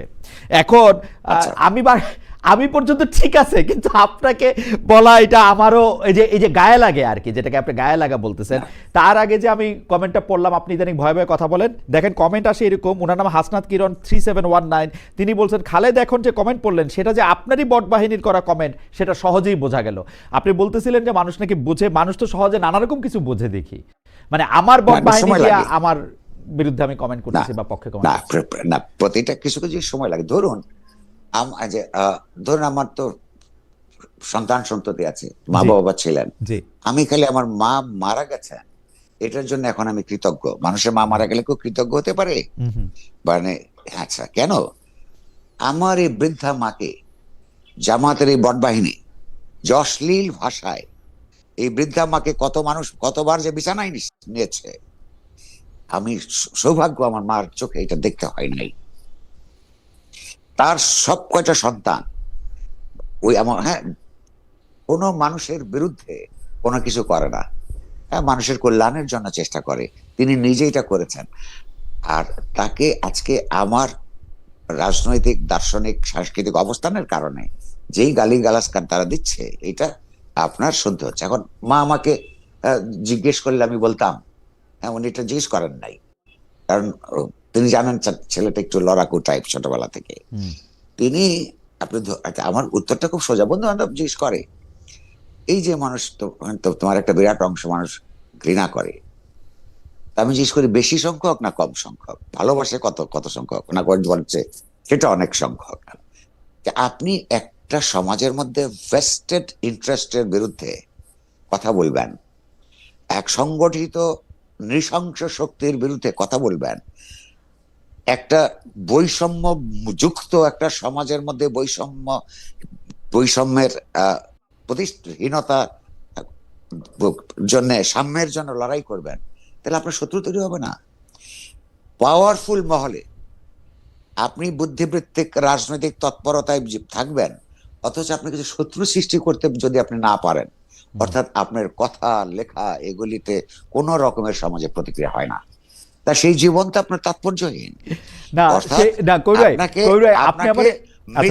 মিত্র সমাবেশ যেমন ঘটাতে হবে, তেমনি সমাজের যারা ইতিবাচক বিকাশের বিরুদ্ধে যারা থাকে তাদের শত্রু, তাদেরকে আপনি ওই জায়গায় যেতে হবে তারা আপনাকে শত্রু হিসাবে মনে করে, বা সেই শত্রুতা মোকাবেলা করার জন্য আপনার মিত্র শক্তির সমাবেশ থাকাটাও গুরুত্বপূর্ণ। না কিন্তু কই ভাই, আপনার আমি আবারও বলছি যে দর্শকদের মানে কাছে বলি যে আমি তো অনেক সময় কবির ভাইয়ের কাছে গেছি ক্যামেরার বাইরে বা ক্যামেরার সামনে, রেকর্ডের বাইরে বা রেকর্ডের সামনে। কবির ভাই ওই সময় তো এইটা মোকাবেলা করার জন্য 15 বছর যখন গত সরকার ক্ষমতায় ছিল, আপনি তো আমাকে একটা টোটকা দিছিলেন যে আপনি খালি আপনার যে ব্যাংক স্টেটমেন্ট, যে আয়কর টাকা পয়সা ওই জায়গাটা আপনি ঠিক রাখবেন, তারপর আপনি যা খুশি তাই বলেন, যা খুশি তাই আপনি মানে সাংবাদিকতার এথিক্সের মধ্যে থাইকা সেটা আপনি করেন, আপনার কোনো ভয় পাওয়ার কারণ নাই। কিন্তু এখন তো আর মানে সেইটা আমি মাইনে চললাম, কিন্তু এই যে শত্রু বা এই যে গালাগালি এইটারে কি কোন স্টেটমেন্ট ক্লিয়ার রাখা মোকাবেলা করবে? এইবার এই কারণে আমি আসছি, অর্থাৎ আপনার বিরুদ্ধে যখন আপনার সত্য কথনের জন্য যদি রাষ্ট্র নিজে নিপীড়নমূলক কাজ করে। তো রাষ্ট্র কখনোই এই পর্যন্ত হিটলার থেকে শেখ হাসিনা পর্যন্ত কেউ কখনো বলে নাই যে আমার সমালোচনা করে বলে তাকে আমি গ্রেফতার করেছি অথবা তাকে ভোগাচ্ছি। ওরা নানান ধরনের ফাঁকফোকর খোঁজে। ফাঁকফোকরের মধ্যে যারা আর্থিক জীবনটার মধ্যে যাদের কোনো ভেজাল আছে, ওই ফাঁক দিয়ে ঢুকে তাকে ধরে নিয়ে না, যে দুর্নীতির অপরাধে তাদেরকে ধরে নিয়ে যায়। আমি তখন তো রাষ্ট্র সত্যবাদিতার বিরুদ্ধে, তখন আপনাকে ওই টোটকা দিয়েছি যে সরকার তো আপনাকে খুঁজবে আপনি দুর্নীতি করেছেন কিনা। আপনি যদি উচিত কথা সমাজে বলতে চান, দুর্নীতির বাইরে থাকতে হবে, সেই ক্ষেত্রে আপনার জীবনে কষ্ট হবে। খাতা পরিষ্কার থাকতে হবে। খাতা পরিষ্কার অর্থাৎ সরকারের কাছে নিজের আমলনামা, জাগতিক আমলনামা, ধর্মের আমলনামা তো আরেকটা, রাজনৈতিক সাংস্কৃতিক আমলনামা পরিষ্কার থাকতে হবে, যাতে আপনাকে ধরে যদি তাহলে আপনার কথার জন্যই ধরে, অন্য কোনো অজুহাত যাতে দেখাতে না পারে। এখন এইটা হচ্ছে যে ওই যে সংগঠিত শক্তি, তারা সরকারের মধ্যে আছে, সরকারের আপনার ছত্র ছায়া আছে। হ্যাঁ, সে কারণে এই যেমন আইনের ল এনফোর্সমেন্ট নাই, এই যে আমার বিরুদ্ধে বলে দিল একটা কথা, ধরেন এইটা যে সরকার তো করছে না, অ্যাপারেন্টলি করছে সমাজে রাজনৈতিকভাবে সংগঠিত কতগুলো আপনার সহিংসতাবাদী নৈরাজ্যবাদী গোষ্ঠী। আচ্ছা, এখন এটার জন্য কি আমি খুব ওই কথাটা আবার খুব সরলভাবে নিলে অসুবিধা আছে যে শত্রু সমাজে তৈরি করতেই হবে। শত্রু আপনার হয়ে যাবে, এদের একটা অংশ না বুঝে, ধরেন আমাদের সম্পর্কে জানে না, আমাদের কাজকর্ম সম্পর্কে ধারণা নাই, ফলে জামাত ইসলামী বা অপরাপর ডানপন্থীরা তাদেরকে যা বোঝায় বা অপরাপর অগণতান্ত্রিক রাজনৈতিক শক্তি দ্বারা বোঝায়, সে কারণে করে। এই লড়াইটা দীর্ঘস্থায়ী, এই লড়াইটার কষ্ট আপনাকে করতে হবে। এটা কোনো নতুন না, সারা পৃথিবীতেই কিছু মানুষকে তার নিজস্ব চিন্তার পক্ষে দাঁড়াতে হয়েছে। হয়তো তারাও তাই মনে করে, তারা মনে করে যে তাদের চিন্তাটাই, আমাদের যারা রাজনৈতিক প্রতিপক্ষ, দার্শনিক প্রতিপক্ষ, তাদের অনেকেই কিন্তু এই যে ডেডিকেশন নিয়ে গালাগালটা দেয়, ওদের একটা বিরাট অংশ মনে করা ঠিক কাজ করতেছে। কবির ভাই, আমি এখানে আপনার এটা ধৈর্য নিয়ে তাদেরকে বলতে হবে যে তোমার চিন্তা ভুল, তুমি যদি দেশটাকে ভালোবাসো, তুমি যে পদ্ধতিতে ভালোবাসো, সেই ভালোবাসাটা প্রতিষ্ঠিত হবে না। এটা এই পরিশ্রম করতেই হবে। না করবে, আমি মানে যারা আপনি অনেকগুলি প্রেক্ষাপট করলেন, কিন্তু যারা আসলে আমাদের সমাজের ওপিনিয়ন লিডার বা মত মরল আছেন, তারা কিন্তু এই অসহিষ্ণুতাকে বা এই ধরনের জিনিসগুলিকে অনেক ক্ষেত্রে উস্কে দিয়ে থাকেন। এই প্রসঙ্গে আমি আসবো, কিন্তু আমাদের দর্শকরা অনেকেই প্রশ্ন করেছেন যে আজকেও আমরা দেখলাম যে একজন সাংবাদিক, তার নাম হচ্ছে নাজনীন আক্তার, তিনি নাজনীন মুন্নি, তিনি বলছেন নাজনীন মুন্নিকে বাদ দিন, না হলে প্রথম আলো ডেইলি স্টারের মতো আগুন লাগিয়ে দিব, এটা বলে তিনি ফেসবুক স্ট্যাটাস দিয়েছেন। অনেকে বলছেন আনিস আলমগীরকে গ্রেফতার করা হয়েছে, অনেকে বলছেন যে আব্দুল নূর তুষার এবং জনাব মাসুদ কামাল, তারা যেহেতু অনেক কথা বলেন, সেই জন্য তাদেরকেও আসলে পরবর্তী আক্রমণের শিকার হতে পারে। শাকিল এবং রূপা দম্পতি কারাগারে আছেন, হত্যা মামলায় জামিন হচ্ছে না, জামিনের জন্য মামলা উঠলেই সেটা নিয়ে আবার কথা হয়। আরও সাংবাদিক যারা আছেন, যারা সাংবাদিকতার জন্য যারা জেলে আছেন, তাদের ব্যাপারে আপনার মত একটু তারা শুনতে চান, যে আপনি তাদেরকে। আমার মত একান্ত পরিষ্কার, একাধিকবার বলেছি, লিখেছি, আবারও বলছি। সেটা হচ্ছে যে বাংলাদেশের দলীয় বুদ্ধিজীবিতার কারণ একটা প্রবণতা ধারা তৈরি হবার কারণে বিভিন্ন সময় বিশ্ববিদ্যালয়দের অধ্যাপক থেকে শুরু করে সাংবাদিক পর্যন্ত বিভিন্ন সময় সরকারের সঙ্গে অযাচিতভাবে খামোকাই কিছু সুখ সুবিধার জন্য আপনার দালালি করেছে।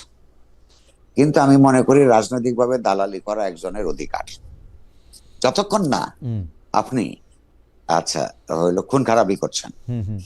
এই যে সাংবাদিকদেরকে নিয়ে গেছে, সেই সাংবাদিকদের বিরুদ্ধে খুনের মামলা আছে, ধরে নিয়ে গেছে। আমরা সরকারের সঙ্গে কথা বলেছি যে তারা যদি দুর্নীতি করে থাকে, তারা যদি হত্যাযজ্ঞের ক্ষেত্রে উস্কানি দিয়ে থাকে, ইনসাইটমেন্ট, এটা ফৌজদারি অপরাধ, এইসব অপরাধে যা যা আছে সেটার জন্য আপনারা সুষ্ঠুভাবে সেইটা ইনভেস্টিগেশনের সাপেক্ষে বিচার করেন।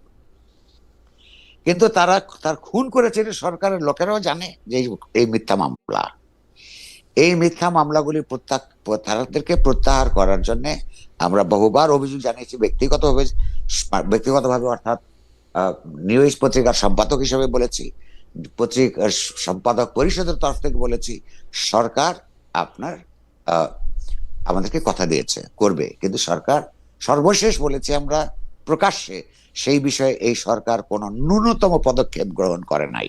আমি আবার এটার প্রতিবাদ করছি, এটার পক্ষে জনমত সংগঠিত করবার প্রয়োজন বলে বোধ করছি। কারণ ফৌজদারি অপরাধ যে করে নাই, একটা লোক কোন সরকারকে নিঃশর্তভাবে সমর্থন করবে কিনা, এটা তার আত্মমর্যাদা বোধের সঙ্গে, তার রাজনৈতিক দর্শনের সঙ্গে জড়িত। সেইটার কারণে তো আপনি মামলা করতে পারেন না। হ্যাঁ, তাহলে তার জগতে খুব জগৎ জটিল হয়ে যাবে। কিন্তু সরকারি তৎপরতায় যদি তার কোনো ফৌজদারি অপরাধ থেকে তাকে বিচার হোক। আর এখন যারা হুমকি দামকি দিচ্ছে, আমি তো আবারও বলছি, একটা জাতিবাদী ফ্যাসিস্ট সংস্কৃতি থেকে এখন একটা ধর্মবাদী রাজনৈতিক আপনার ফ্যাসিবাদী সংস্কৃতির মধ্যে আমরা এসে পড়েছি। এই সময়টা অত্যন্ত খারাপ, একটা ট্রানজিশন দরকার, একটা জবাবদিহিতামূলক গণতান্ত্রিক সরকার প্রতিষ্ঠাও খুব জরুরি। এই নির্বাচিত সরকার প্রতিষ্ঠিত হলে এই দেশে দুধের নহর বইবে, এইরকম কোন কল্পনা করবার জন্য দুর্বুদ্ধিতা আমার নাই। কিন্তু এই সরকারকে আপনি কোথা থেকে বলবেন? একটা পার্লামেন্ট নাই যে তাকে সমালোচনা করবেন, জনসভা ডেকে আপনার আমার কোনো কথা বলবার অবস্থা নাই। রাজনৈতিক দলগুলো যার যার মতন করে তার এজেন্ডা নিয়ে যাচ্ছে। হ্যাঁ, তারা কিন্তু আমরা যখন বিপর্যস্ত বোধ করেছি, তারা এসছেন, কথা বলছেন। আমি মনে করি যে এখানে গণতান্ত্রিক চিন্তার পক্ষে আপনার বৃহত্তর ঐক্য এখানে গড়ে উঠবে, এবং শেষ পর্যন্ত সেটাই একটা দেশের জন্য ভরসা। না, কিন্তু কবির ভাই, আমি এই প্রশ্নটা একটু করতে চাই যে যারা আমাদের ওপিনিয়ন লিডার বা মত মোরল, তারা তো আমরা যেরকম একটা মানে মানে যেরকম একটা সমাজ চাই যেখানে সব মানুষের কথা সব মানুষ শুনবে বা মেনে নিবে, এটা সহনশীলতা দেখাবে, তারা তো আমি আমি আমি দুইটা ক্লাসিক কেস বলি, তারাই তো আসলে এগুলিকে অনেক সময় ফেসিলিটেট করতেছে বা তারা এগুলিকে ভালো বলতেছে। যেমন আমাদের প্রেস সচিব যিনি আছেন, প্রধান উপদেষ্টা প্রেস সচিব জনাব শফিকুল আলম, তিনি নামি নামি আন্তর্জাতিক গণমাধ্যমে কাজ করেছেন, সুনামের সঙ্গে কাজ করেছেন। সেই শফিক ভাই কিন্তু এর আগে যখন আমরা অভিযোগ করেছি, আপনি যখন অভিযোগ করেছেন, তখন এটাকে প্রেশার গ্রুপ বলেছেন, মব মানতে চাননি, মানে খুবই স্ট্রেট ফেসে নানা ধরনের কথা বলেছেন। আমি আরেকটা ক্লাসিক কেস, আমার শিক্ষক জনাব আলী রিয়াজ, তাকে আমি শুধু প্রশ্ন করেছিলাম, তাকে ইন্টারভিউর সময় আমি তাকে প্রশ্ন করেছিলাম যে এই জনাব মতিউর রহমান চৌধুরী যে বলছেন এই উপদেষ্টা পরিষদেও তো অনেকে আছেন, তাদের বিরুদ্ধে লিখতে পারতেছি না, সবাই তো আর ভালো না। তো এইটা তখন উনি আমাকে বলেছিলেন আপনি তো তবু এখন প্রশ্নটা করতে পারছেন। তখন আমি বলছিলাম যে এরকম টুকটাক প্রশ্ন তো শেখ হাসিনার সময় অনেকে করছে। তখন উনি বলছে আপনার এই বক্তব্য ফেসিবাদের পক্ষে চলে যাচ্ছে খালেদ। আচ্ছা, এবং জি, দুইটা ব্যাপার যদি একটু বলেন। জি, আচ্ছা আচ্ছা, এক, প্রধান উপদেষ্টার প্রেস সচিব, জি, এই কথা সত্য, আপনি ঠিক মতো তাকে উদ্ধৃত করেছেন। এই যে কত দঙ্গলবাজি যখন হচ্ছিল, এই দঙ্গলবাজদেরকে উনি আপনার প্রেশার গ্রুপ হিসেবে দেখবার জন্য তিনি দেখতেন এবং অন্যদেরকে পরামর্শ দিয়েছেন। বেশি দিন তো হয় নাই তিনি তার ভুল বুঝতে পেরেছেন। আপনি লক্ষ্য করুন, ওই গ্রুপটাই যখন আপনার এই ডেইলি স্টার, প্রথম আলো অফিস আগুন দিচ্ছে, ওই রকমের চিন্তার পক্ষের লোকেরাই যখন দিচ্ছে, একেবারে হ্যাঁ উগ্র ডানপন্থী ধরনের, সেটা তারপর যে উনি যে ফেসবুক পোস্টটা দিয়েছেন কেঁদে কেটে, তার মনে হচ্ছে যে ধরুনি দ্বিধা হও, এটা বলেছেন উনি। তার মানে আমি আপনাকে আগে যেটা বললাম, যে মানুষ যখন ভুল করে, ভুল করে বা চিনতে শনাক্ত করতে কোনটা কি প্রবণতা করে, গালি দেয়, কিন্তু সময়ের মধ্য দিয়ে অতিক্রান্ত হলে এবং তার বিশ্লেষণ ক্ষমতা বাড়লে বা অন্যদের বিশ্লেষণ দিয়ে প্রভাবিত হলে, অথবা তার দৃষ্টিমান হয়ে উঠলে, এগুলো একসময় বুঝবে। জগতের চিন্তার বিকাশ প্রক্রিয়া এরকমই ছিল। অন্য কোনো দেশের চেয়ে সুষ্ঠু খুব বেশি ছিল না। এই ইনটলারেন্স সবসময় ছিল, অসহিষ্ণুতা। আবার এই অসহিষ্ণুতার সংস্কৃতির বিরুদ্ধে আপনার সহিষ্ণুতার সংস্কৃতি যদি আপনি প্রতিষ্ঠা করতে চান, যিনি চায় তাকেই তো ইউ হ্যাভ টু, এটা বলে যে লিড বাই এক্সাম্পল, আপনাকেই তো সহিষ্ণুতা দেখাতে হবে। সেই সহিষ্ণুতাটা আমরা দেখাচ্ছি, আপনাকে অনুরোধ করবো আপনি দেখান, এগুলো এক নম্বর। তাহলে দেখেন আপনি একটা ফল পেয়েছেন, উনি নিজেই বুঝতে পারছেন তো এটা আসলে দঙ্গলবাজি। এক, আলী ডক্টর রিয়াজ কি বলে এই কথাটা বলেছিলেন আমি খেয়াল করি নাই, আমি আপনার কথা ধরে নিচ্ছি। হ্যাঁ, রাইট। আচ্ছা আচ্ছা, আমি বলবো এই কথা যদি উনি বলে থাকেন যদি বলে থাকেন উনি ঠিক বলেননি। কেবলমাত্র প্রশ্ন করার যেমন পরিবেশ লাগে, তেমনি প্রশ্নের উত্তর পাওয়ার, যারা ক্ষমতার মধ্যে থাকে, কর্তৃত্বকে প্রশ্নের উত্তর পাওয়ার অধিকারও থাকে। তা না হলে গণতন্ত্র হয় না। উনি গণতান্ত্রিক সংস্কারের কাজের মধ্যে একটা নিজেকে নিয়োজিত করেছেন। আমি মনে করি এই কথা যদি এইভাবে তিনি বলে থাকেন, এটা ঠিক বলেননি। তাকে ওই যে কি বলে যে কিছু একটা হলে, যেমন আমাকে সেদিন আওয়ামী লীগ বলে গালি দিল না, ওই যে আমার উপর যে আক্রমণ করলো। জি, আচ্ছা, তো প্রশ্নটা হচ্ছে যে এই যে একটা নাম দিয়ে দেওয়া। পরিত্যক্ত মানুষ যারা পরিত্যক্ত সরকারের সঙ্গে ট্যাগ লাগিয়ে দিয়ে আপনার এই যে শাস্তিযোগ্য করে তোলবার প্রবণতা হিসেবে এটা ইতিহাসে আপনার থাকবে। ওনার কথাটা, উনি একটা ভুল কথা বলেছেন। হ্যাঁ, আমি মনে করি না তাই এটা বলা উচিত ছিল। এই প্রশ্ন করা এনাফ না, হ্যাঁ, প্রশ্নের উত্তরও দিতে তারা বাধ্য, যারা ক্ষমতা আছে। ওইটাই গণতন্ত্র। খুবই আর এটা যদি তারা বিশ্বাস না করেন, তাহলে তারা গণতান্ত্রিক সংস্কারও করতে পারবেন না। খুবই মানে এটা সাংঘাতিক ব্যাপার। মানে আবার কারো ইন্টারভিউ, সাবেক প্রধানমন্ত্রী শেখ হাসিনার ইন্টারভিউ নিতে চাইছি আমি বাংলাদেশে আসছিলাম কবির ভাই, আমার মাথার উপরে মানে আকাশ ভেঙে পড়লো, এত বড় অপরাধ আমি করছি। তারপরে দেখেন দুইটা জিনিস, তারপরে আমি আরেক জায়গায় গিয়ে বলছি যে কোন সাংবাদিক শেখ হাসিনা ইন্টারভিউ নিতে চাবে না, উনি তো মোস্ট শর্ট আফটার পার্সন এখন ইন্টারভিউ দেওয়ার জন্য। এইটারে লেখছে কোনো সাংবাদিক নিতে চাবে না, এই কথা নাকি আমি বলছি। এইবার বুঝলা এবার আওয়ামী লীগের আক্রমণ, যে তুই 2 পয়সার ইউটিউবার, তুই এগুলি কথা কেন বলস। মানে দুই পক্ষই মানে। কিন্তু আপনি এটা মুখস্থ করে রেখেছেন কেন? আপনার কথা শুনে মনে হচ্ছে যে আপনি ভীষণ বেদনা নিয়ে না, বেদনা ঘুমাইতে পারবেন না। বেদনা তো আছেই ভাই, এটা তো বেদনা তো ঘুম খুব গুরুত্বপূর্ণ, মনে রাখবেন। আচ্ছা আচ্ছা, কইরে আমরা তফসিল ঘোষণা, নির্বাচন নিয়ে আপনাকে একটু প্রশ্ন করতে চাই। যে আমরা যেমন ভেবেছিলাম যে তফসিল ঘোষণা পর বা নির্বাচন নিয়ে সব আশঙ্কা, সব অনিশ্চয়তা দূর হয়ে যাবে, কিন্তু নির্বাচন পিছিয়ে দেওয়ার, ভোট হতে না দেওয়ার ষড়যন্ত্র যে বহাল, অনেকে এই ধরনের নানা আলামত দেখতে পাচ্ছেন। তবে আমার কাছে মনে হচ্ছে যে ইলেকশনটা সবসময় ঠিক সময়ের মধ্যেই হবে। আপনার কাছে কি মনে হয়? পশ্চিমা কূটনীতিক সহ অনেকেই ডক্টর মোহাম্মদ ইউনূস সরকারের কাছে এই ইলেকশন নিয়ে জানতে চাইছেন এটা ঠিকমতো হবে কিনা, কবে হলে কখন হবে। আপনার মনে এরকম কোনো শঙ্কা বা আছে কিনা? এখনো পর্যন্ত যে পরিস্থিতি আছে বা যতটুকু তথ্য আমার চারিদিক থেকে আছে, সেইগুলি যদি বহাল থাকে, নির্বাচন না হওয়ার কোনো কারণ দেখি না। যদিও আপনি নিজেই বলেছেন, আমি একমত, যে নির্বাচন যাতে না হয় তার জন্য অনেক শক্তি অনেক জায়গা থেকে আপনার তৎপর রয়েছে। আমার মনে হয় যে এই শক্তি ক্রমশই দুর্বল হতে থাকবে। এখন নির্বাচনটা ঠিক কিভাবে হবে, তার কোয়ালিটিটা ভালো হবে কি হবে না, এইটা নির্ভর করবে তো এন্টায়ার রাষ্ট্র প্রশাসনের উপর, সরকারের উপর, এবং ওই রাষ্ট্র প্রশাসনের উপর নির্বাচন কমিশনের নেতৃত্ব, কর্তৃত্ব এবং নিয়ন্ত্রণের উপর।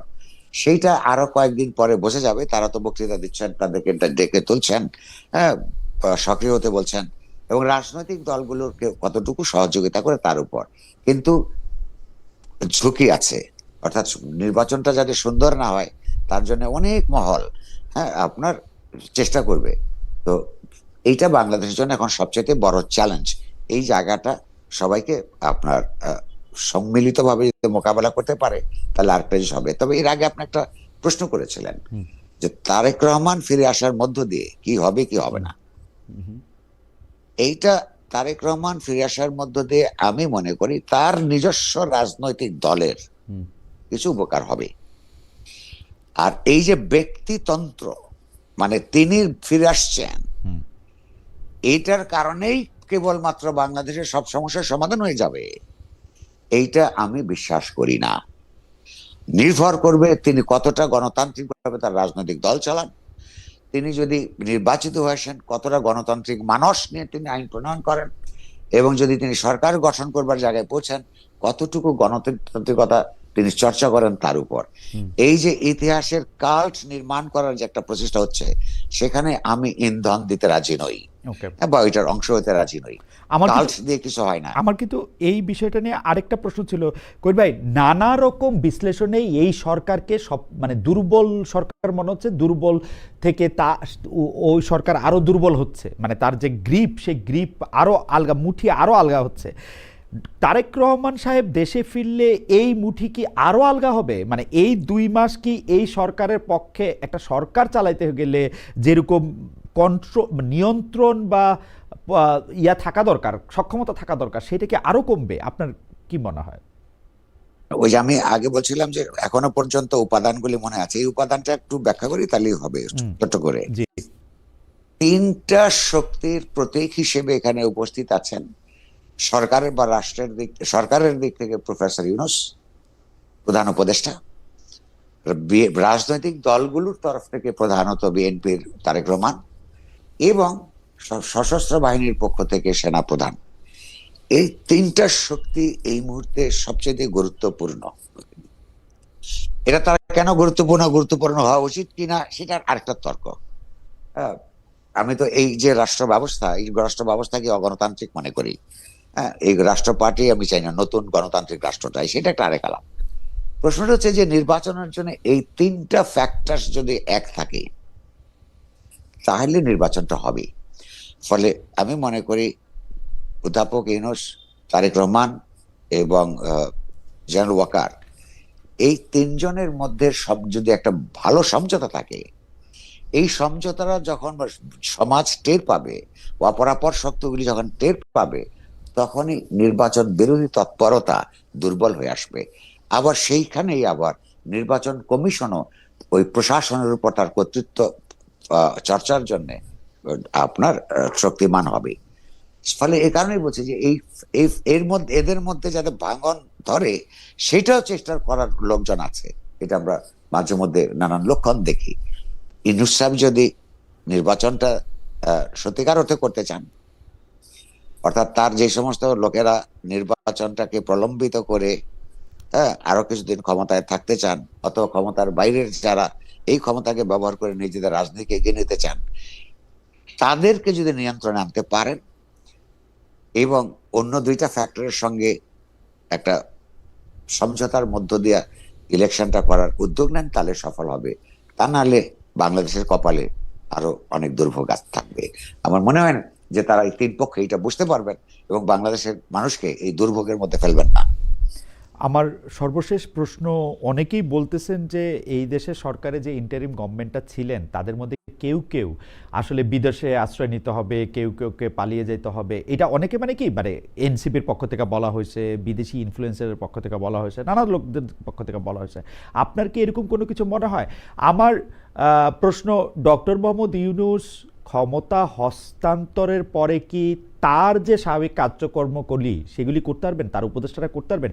কেন আমি এই প্রশ্নটা করতেছি, কারণ আমারও শেষ দিকে মনে হইতো, শেষ দিকে না, শেষ 2, 3, 4 বছরে মনে হইতো যে শেখ হাসিনার জন্য কোনো এক্সিট প্ল্যান নাই। এইটাও উনাকে আসলে অনেক দুর্বল, আপাত দুর্বল, কিন্তু অন্যান্য জায়গায় অনেক নিষ্ঠুর করে তুলতেছে। ডক্টর মোহাম্মদ ইউনূস এবং তার উপদেষ্টাদেরও কি এই ভয় আসে কিনা যে এক্সিটটা? আমার এখন তারা যদি মোটামুটি সুষ্ঠুভাবে একটা নির্বাচন করে দিতে পারেন, হ্যাঁ, তাহলে মানুষ আর কে ওই ইউনূস সরকারের মধ্যে ছিল এটা মনেও রাখবে না। এবং তারা যে অদক্ষ, এই অদক্ষতা মানুষ এখন মেনে নিয়েছে।